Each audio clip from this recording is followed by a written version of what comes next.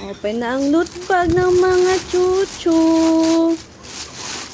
Bigyan ko sila ng frozen treat para mapansin sila. Ito yung pinagpaguran ni Cyrus at Kaka. Ito yung tinakbo nila. Let's see kung anong laman. Videoan pala kita. Bigay ko lang ito para mag-search sila. Ito, nag-video na ako.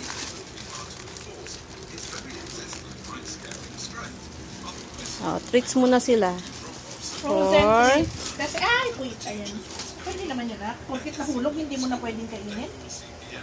treats para sa 3 kilometers run. Mga chuchu. Let's see kung ano ba itong laman ng loot bag.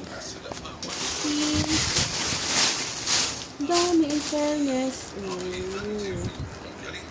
Ayan, oh. Ay, may pasabon.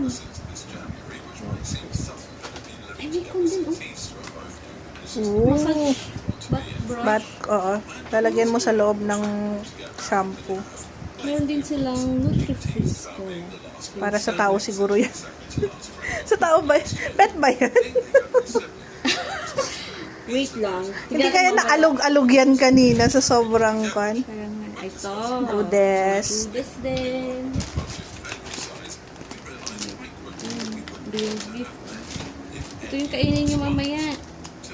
Mega Pro. Daming treats. Ay, my God. Ito. Pet nursing kit. Wala naman tayong bebe. Pag kwan, si Melon, kaso matagal pa. Diaper. Unilove. Ay, so namigay din. Pedigree. Pedigree. May pet wipes. Ay, may pangpusa. Para kina Oreo at Ay, ito Pines. yung pan. Ayan. Sayang. Kaso may pangalan. Wala.